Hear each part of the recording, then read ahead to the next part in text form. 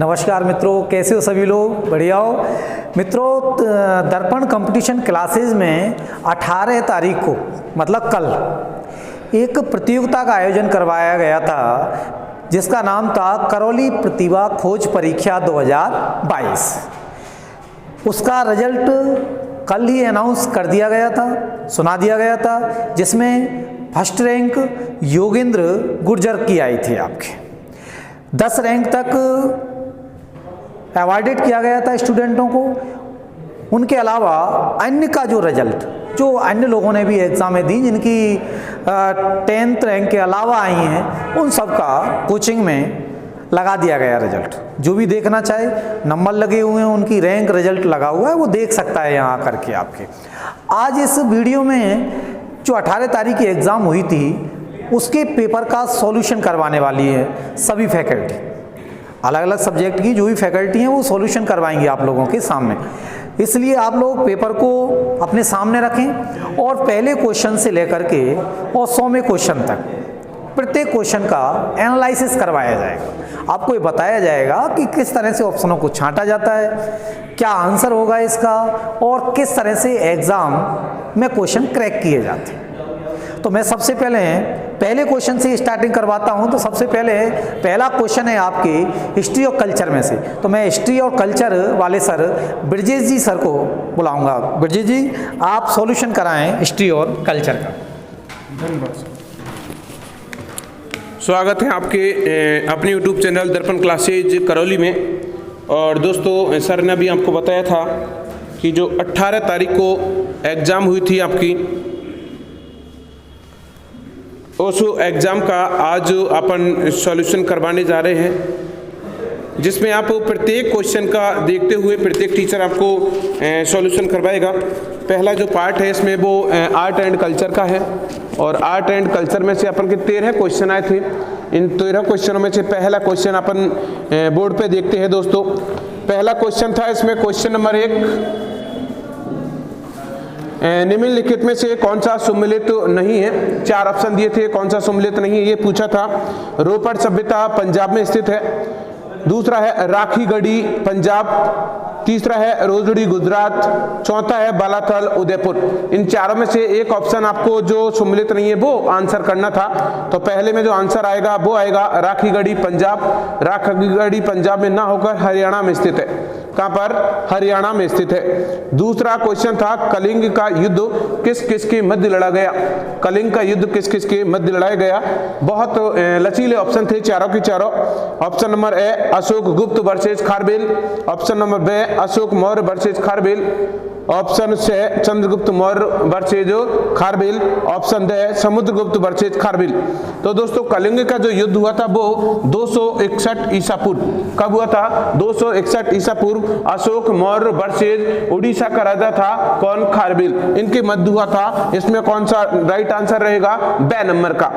तीसरा क्वेश्चन था निम्न कथनों को सही क्रम में जमाइए। ये थोड़ा डीपली क्वेश्चन था। 4 युद्ध दिए गए और चारों युद्धों को आपको क्रम से जमाना था। तो दोस्तों, इसमें पानीपत का सेकंड युद्ध जो होता है 1556 में। हल्दी घाटी का युद्ध ये होता है 1576 में।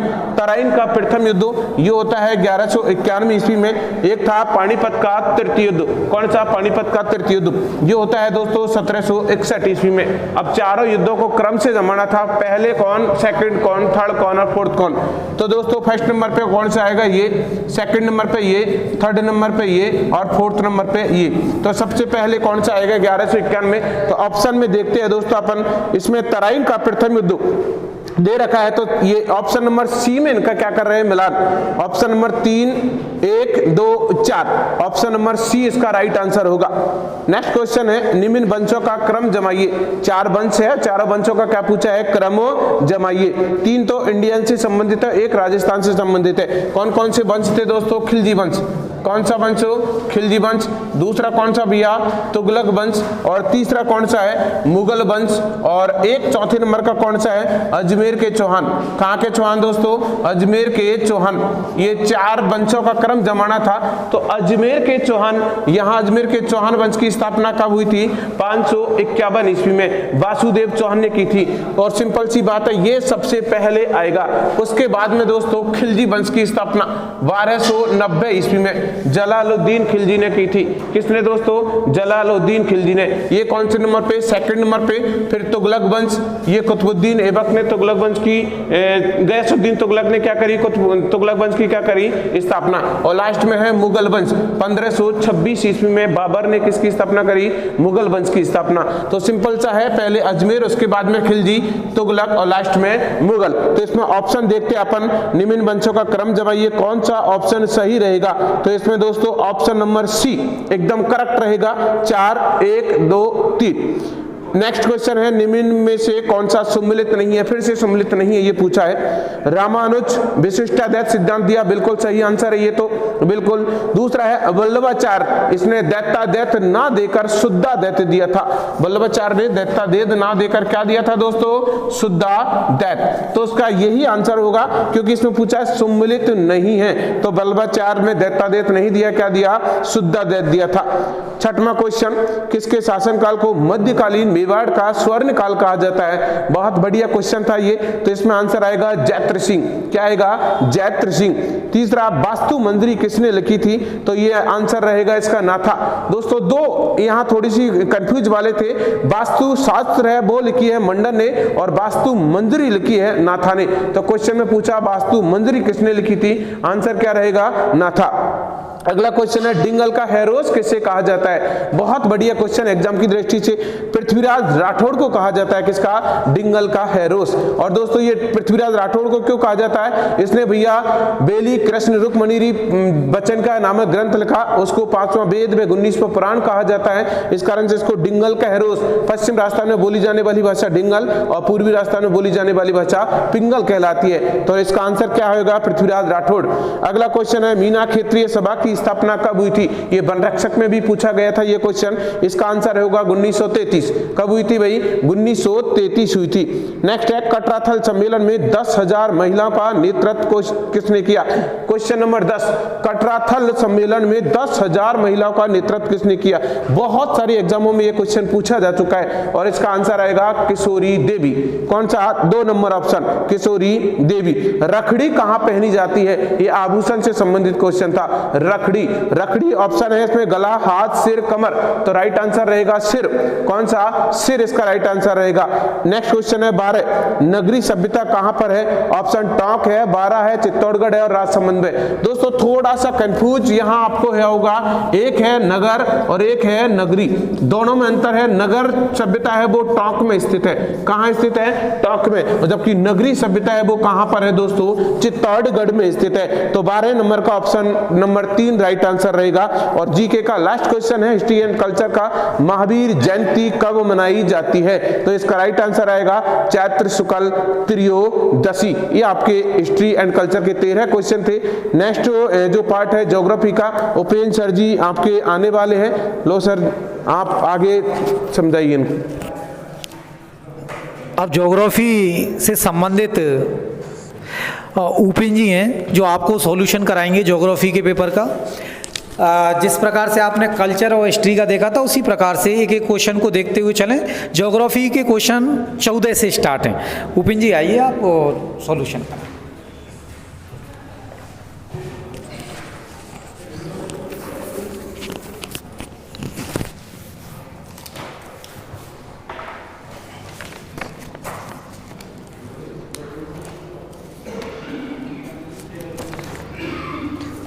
हाँ, 14वें नंबर का क्वेश्चन है, राजस्थान के किस जिले से 78 डिग्री पूर्वी देशांतर रेखा गुजरती है?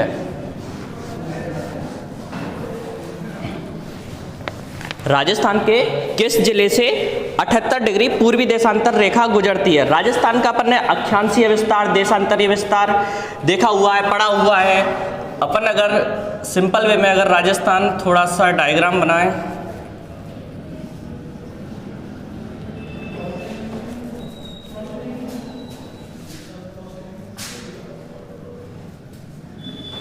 इस तरह से कुछ राजस्थान का डायग्राम है जिसमें देशांतरीय विस्तार पूछा गया है।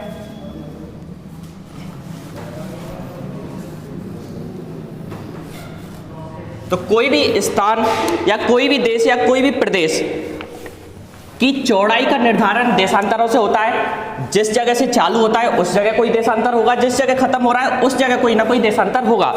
अपन को पता है कि भाई राजस्थान का जो देशांतरीय विस्तार एंड हो रहा है वो होता है 78 डिग्री के समथिंग पर, और इस जगह पर जो अपना जिला है वो है धौलपुर। थोड़ा सा घुमाया है, डायरेक्ट देशांतरीय विस्तार नहीं पूछा गया है, इसके अबव में पूछा गया था कि इसके आसपास कौन सा जिला है। तो अपन को केवल माइंड में रखना है कि सबसे पूर्वी जिला जो होगा वही इसका आंसर होगा धौलपुर। नेक्स्ट क्वेश्चन देखिए, निम्न में से राजस्थान में कौन सा क्षेत्र बालू का स्तूप मुक्त है? बालू का स्तूप मुक्त अपन के जो राजस्थान का पश्चिमी प्रदेश है, जो मरुस्थलीय प्रदेश है, उसको दो भागों में डिवाइडेशन किया जाता है। एक होता है शुष्क मरुस्थल, एक होता है अर्ध शुष्क मरुस्थल। इस शुष्क मरुस्थल का दो भागों में फिर से डिवाइडेशन होता है, बालू का स्तूप युक्त और बालू का स्तूप मुक्त। एक जगह है यहाँ पे जो एक ट्रायंगल बनाती है, यहाँ पे जोधपुर की फलौदी है, यहाँ पे जैसलमेर का पोखरण है और यहाँ पे बाड़मेर का बालोतरा है।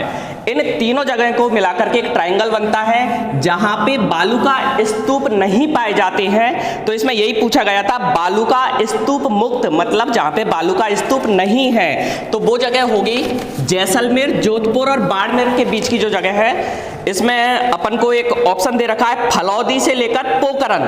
फलौदी जोधपुर वाली जगह है, पोखरण जैसलमेर वाली और यहाँ पे बालोतरा वाली। तो इस जगह पे बालू का स्तूप मुक्त प्रदेश है। आंसर 4th नंबर का होगा फलौदी से पोखरण। नेक्स्ट क्वेश्चन, अरावली श्रेणियों की चौड़ाई व ऊंचाई किस दिशा में बढ़ती जाती है? देखिए इसमें बोला गया है किस दिशा में बढ़ती जाती है, मतलब अपन को अरावली का ये देखना है कि किस दिशा में अरावली सकड़ी है और किस दिशा में वो चौड़ी होती जा रही है, साथ में ही उसकी ऊंचाई बढ़ती जाती है। तो अपन को एक चीज पता है कि अरावली की सबसे ज्यादा ऊंचाई गुरु शिखर, उसके आसपास का एरिया सिरोही और उदयपुर वाला इलाका सबसे ऊंचा है, साथ में ही ये इलाका सबसे चौड़ा भी है। इसमें दिशा पूछी गई है कि किस दिशा से किस दिशा की तरफ बढ़ता जाएगा। तो देखो इधर की तरफ झुंझुनू साइड में जो उत्तरी अरावली है उधर सकड़ी है, जैसे जैसे अपन नीचे की तरफ आते हैं दक्षिण पश्चिम की तरफ आते हैं तो इसकी चौड़ाई भी बढ़ती जाती है और इसकी ऊंचाई भी बढ़ती जाती है। तो इसमें आंसर होगा उत्तर पूरब से लेकर के दक्षिण पश्चिम की तरफ अगर अपन आएंगे तो अरावली की चौड़ाई भी बढ़ेगी और अरावली की ऊंचाई भी बढ़ेगी। आंसर नंबर 1 उत्तर पूरब से लेकर के दक्षिण पश्चिम तक, ऑप्शन नंबर 1 सही होगा। नेक्स्ट है भोराट का पठार स्थित है। ये जो इलाका है अपन का अरावली प्रदेश, इसमें एक तो अपन ने पहाड़ियां देखी थी, बहुत सारी पहाड़ियां हैं, सेकंड पठार काफी सारे हैं। उन पठारों में मोस्टली जो पठार है दक्षिण अरावली में है, इस वाले इलाके में है। यहीं पर भोराट का पठार है जो कि कुंभलगढ़ से लेकर के गोगुंदा के मध्य में स्थित है, जिसको बोला जाता है भोराट का पठार।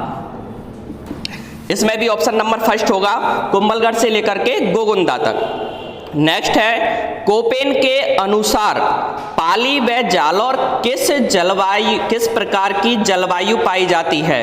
कोपेन के अनुसार पाली व जालौर में किस प्रकार की जलवायु पाई जाती है? देखो कोपेन ने वनस्पति के आधार माना था और इस वनस्पति के आधार पर राजस्थान की जलवायु को डिवाइडेशन किया। भाई बाहर का आदमी था, यहाँ पे आया, उसने वनस्पतियों को देखा कि कहाँ पे कैसी कैसी वनस्पति उगती है, उनके अकॉर्डिंग यहाँ की जलवायु का निर्धारण कर दिया। उसने जो अपना मरुस्थलीय प्रदेश है उसको दो भागों में डिवाइडेशन किया था। एक तो जो अपना शुष्क मरुस्थल है जहां पे बहुत ज्यादा डेजर्ट पाया जाता है उसको इसने रखा था BWHW के अंतर्गत, और जो अर्ध शुष्क मरुस्थल है उसको रखा था BSHW के अंतर्गत। और जालौर और पाली दोनों ही जिले इस BSHW वाले इलाके में आते हैं, तो आंसर इसका होगा BSHW, सी ऑप्शन सही होगा। नेक्स्ट है, कौन सी परियोजना में सिंचाई केवल फव्वारा पद्धति स्प्रिंकलर के द्वारा की जाती है? राजस्थान में जितनी भी सिंचाई की परियोजनाएं चलती हैं उनमें सबसे बड़ी इंदिरा गांधी है, सबको पता रहता है। एक सिंचाई परियोजना ऐसी है कि जिसमें सिंचाई हम केवल फव्वारा पद्धति के द्वारा ही कर सकते हैं, वो है नर्मदा नहर परियोजना। MP गुजरात की तरफ से आती है और बाड़मेर और जालौर जिले लाभान्वित इससे होते हैं नर्मदा नहर परियोजना के द्वारा। ये इसका आंसर है, केवल नर्मदा नहर परियोजना में स्प्रिंकलर पद्धति अपनाई जाती है। नेक्स्ट क्वेश्चन है क्वेश्चन नंबर 20, सौर ऊर्जा उपक्रम जोन सीज एक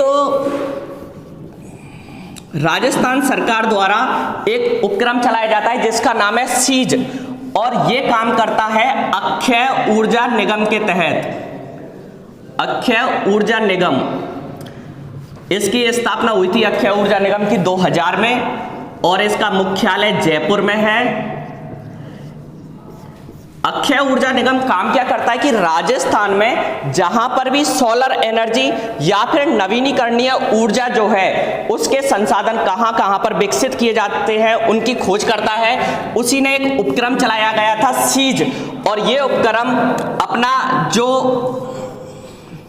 जोधपुर वाला इलाका है, जैसलमेर वाला इलाका है और बाड़मेर वाला इलाका है, यहाँ पे चलाया जाता है। अपन के बालू का स्तूप मुक्त प्रदेश में हम्मादा जो प्रदेश है उसमें चलाया जाता है। तो इसमें ऑप्शन होगा जैसलमेर, जोधपुर और बाड़मेर।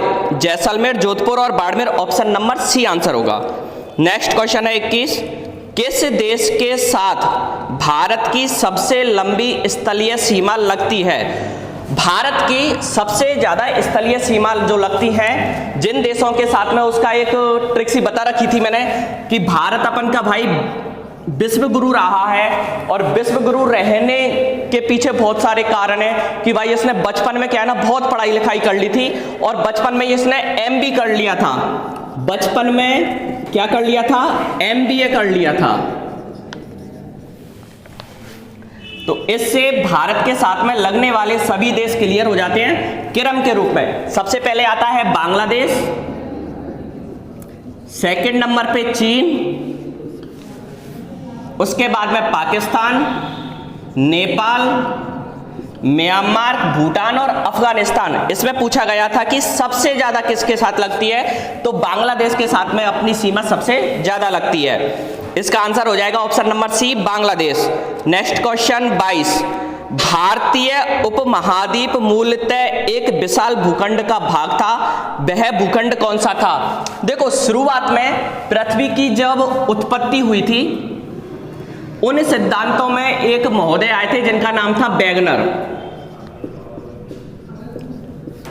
वेगनर ने 1912 में अपना एक सिद्धांत दिया था जिसको बोलते हैं महाद्वीपीय विस्थापन सिद्धांत। उसके तहत उन्होंने बताया था कि भाई शुरू में जब पृथ्वी थी तब पृथ्वी केवल दो भागों में डिवाइडेशन थी, एक पूरा स्थलीय भाग था, एक पूरा जलीय भाग था। जो स्थलीय भाग था उसको बोला जाता था पेंजिया और जो जलीय भाग था उसको बोला जाता था पैंथालासा। बाद में क्या हुआ, पृथ्वी में संकुचन हुए, ठंडी हुई पृथ्वी, उस कारण से इस पेंजिया के दो टुकड़े हो गए थे संकुचन के कारण, और इन टुकड़ों से पृथ्वी का जो भूभाग था वो दो भागों में डिवाइडेशन हो गया था। एक का नाम था अंगारा लैंड और नीचे वाले का नाम था गोंडवाना लैंड। वर्तमान में पृथ्वी पर जितने भी महाद्वीप या महासागर हैं, जो भी ऊपर की तरफ हैं, ऊपर की तरफ मतलब अपने हिमालय पर्वत के जो भी ऊपर होंगे वो सब अंगारा लैंड के भाग हैं, जो भी हिमालय पर्वत से नीचे होंगे वो सब गोंडवाना लैंड है, और खुद हिमालय पर्वत ये जो बीच वाला टेथिस सागर था इसका भाग है। तो अपन को पूछा गया था कि इसमें भारतीय उपमहाद्वीप मतलब भारत के नीचे वाला हिस्सा किसका भाग होगा? गोंडवाना लैंड का भाग होगा। ऑप्शन होगा इसमें सी, गोंडवाना लैंड। नेक्स्ट क्वेश्चन है 23, बंगाल की खाड़ी में गिरने वाली नदी नहीं है। बंगाल की खाड़ी का पूछा गया है कि बंगाल की खाड़ी में गिरने वाली नदी नहीं है। भारत के अपवा तंत्र में दो सागरों का इंपॉर्टेंट रोल रहता है, बंगाल की खाड़ी का और अरब सागर का। कुछ नदियां अरब सागर में गिरती हैं और कुछ नदियां बंगाल की खाड़ी में गिरती हैं। मोस्टली नदियां बंगाल की खाड़ी में गिरती हैं। वहीं से इसका पूछा गया था कि बंगाल की खाड़ी में निम्न में से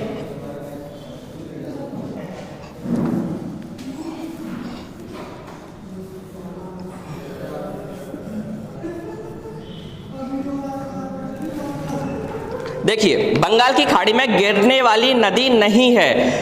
फर्स्ट नंबर की थी गोदावरी। यहां पे एक पर्वत है जिसको अपन बोलते हैं सह्याद्री पर्वत।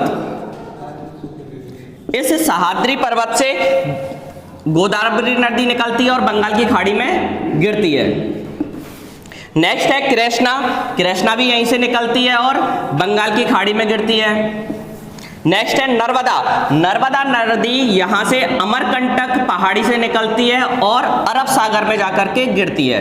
इसमें आंसर हो जाएगा अरब सागर, क्योंकि पूछा गया था कि बंगाल की खाड़ी में कौन सी नदी नहीं गिरती है। लास्ट ऑप्शन इसमें महानदी थी जो यहीं से निकलती है अमरकंटक से और बंगाल की खाड़ी में गिरती है। केवल एक नदी है नर्मदा जो कि अरब सागर में गिरती है। इसका ऑप्शन हो जाएगा नर्मदा नदी, सी ऑप्शन। नेक्स्ट 24वें नंबर का क्वेश्चन, बाबा बुदन की पहाड़ी खनिज क्षेत्र कहां पर स्थित है? देखिए, खनिज क्षेत्र मोस्टली पठारी वाली जगहों में होता है। तो अपन का प्रायद्वीपीय जो पठार है उसके कर्नाटक वाले इलाके में एक इंपॉर्टेंट खनिज क्षेत्र है जिसको बोला जाता है बाबा बुदन की पहाड़ी। कर्नाटका में है तो इसका ऑप्शन हो जाएगा कर्नाटका। बाबा बुदन की पहाड़ी कर्नाटका में स्थित है, option number C. Next question है पृथ्वी स्थित है। पृथ्वी के बारे में पूछा गया है कि भाई अपने सौरमंडल में पृथ्वी की जो स्थिति है वो किस जगह पे है। सौरमंडल का आपको पता है सन के चारों तरफ 8 ग्रह हैं। उन 8 ग्रहों में अपनी पृथ्वी का वो पूछा गया है। नंबर फर्स्ट बुध होता है, शुक्र, उसके बाद में पृथ्वी आती है और उसके बाद में मंगल। शुक्र और मंगल, इनके बीच में हमारी पृथ्वी है। तो इसमें ऑप्शन हो जाएगा अपन का शुक्र और मंगल के मध्य में। मंगल के बाद में छोटे छोटे ग्रह पाए जाते हैं जिनको बोला जाता है क्षुद्र ग्रह। उसके बाद में फिर अपने बृहस्पति, शनि और अरुण वरुण है। इसमें आंसर आ जाएगा नंबर फर्स्ट, शुक्र व मंगल के मध्य। धन्यवाद।